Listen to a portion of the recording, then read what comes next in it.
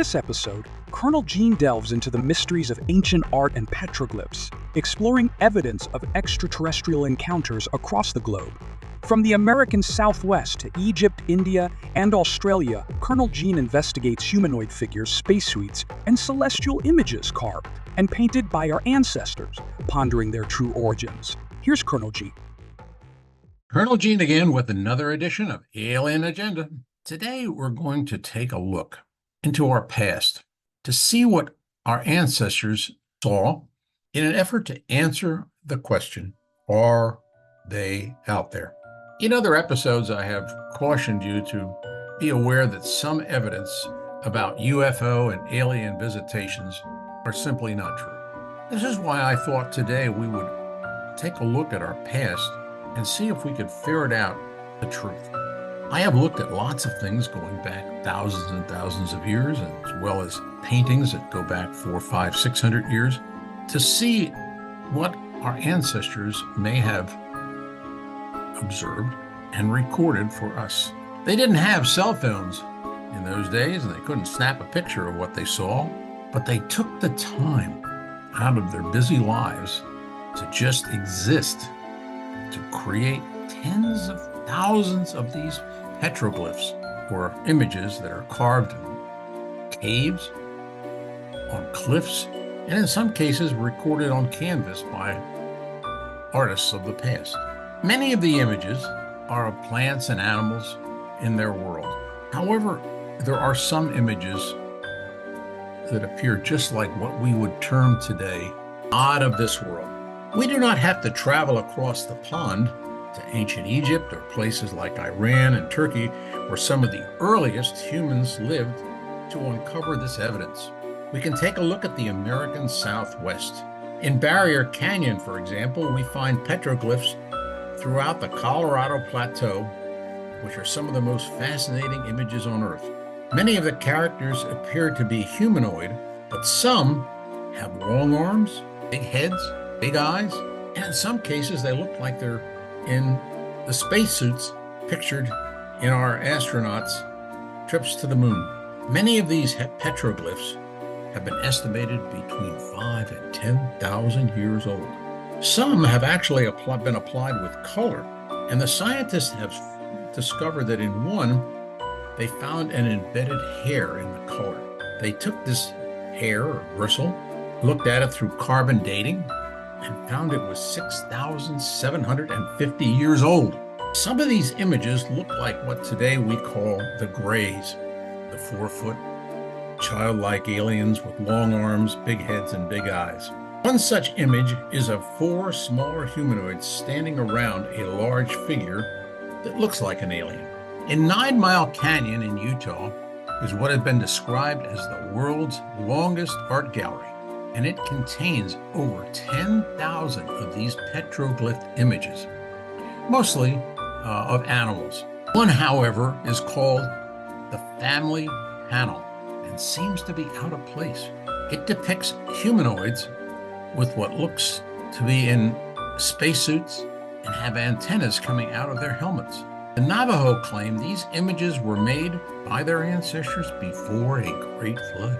7 miles south of 9 Mile Canyon is Sago Canyon, where a series of petroglyphs that are some of the most interesting and identical to those in the 9 Mile Canyon.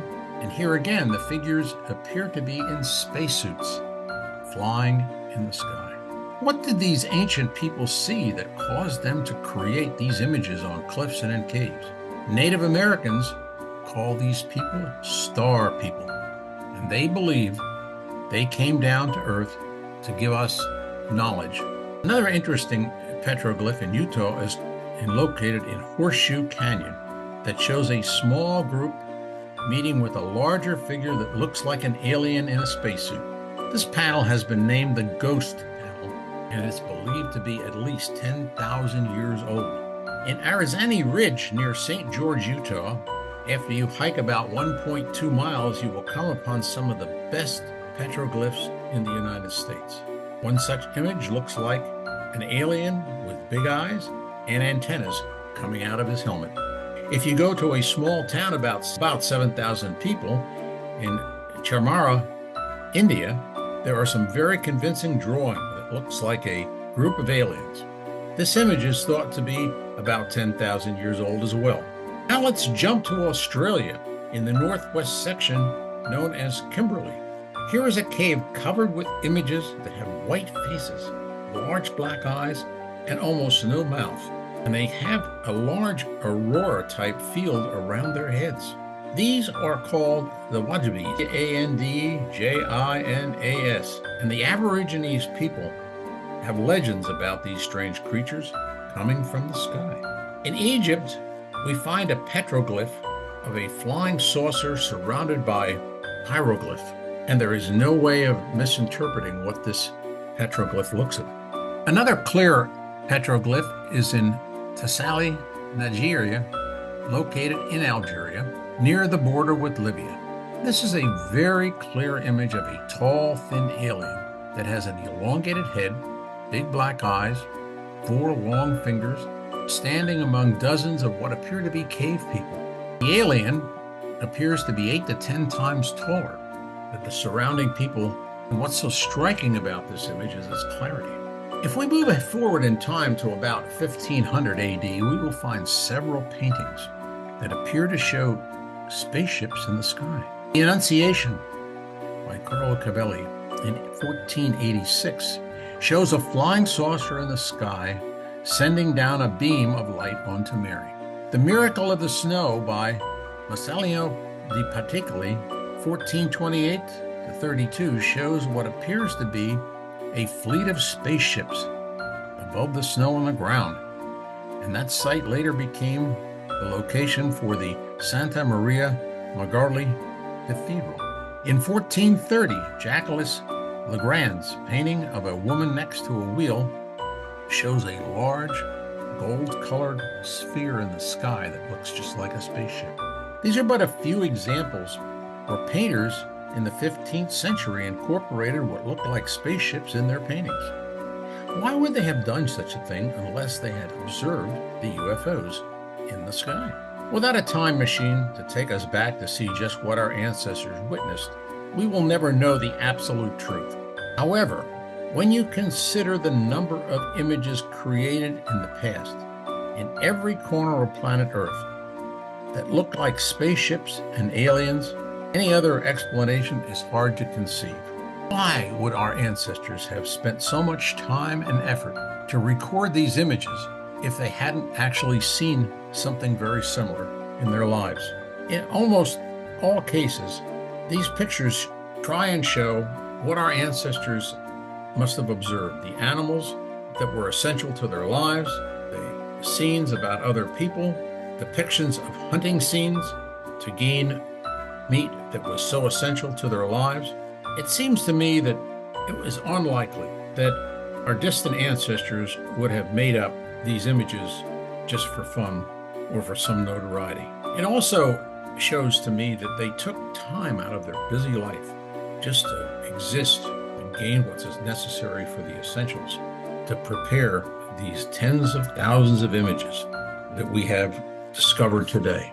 Again, I hope, folks, you've enjoyed our look into the past in an attempt to answer the question, are they out there? Don't forget to tell your friends about Alien Agenda, and if you have an experience that you would like to share with our viewers and be interviewed, we ask that you contact my publicist, Deborah Wallace, at deborah@pcm.agency, and we will try and arrange to set up an interview for you on Alien Agenda. This is Colonel Gene again, signing off for now. Be safe until next time, when we look for more evidence. Answer that basic question, are they out there? In Our World Without Hitler, Sam Weiss and his friends journey through time to prevent Hitler's rise, reshaping history in unimaginable ways. From 1919 Germany to a drastically altered 2018, their thrilling adventures explore identity, sacrifice, and the ripple effects of rewriting the path. A gripping historical time travel masterpiece. Grab your copy from Amazon Books or visit GenePAbelBooks.com today. Ever encountered a UFO? We want to hear your story. Email Deborah Wallace at pcm.agency to join us on the air.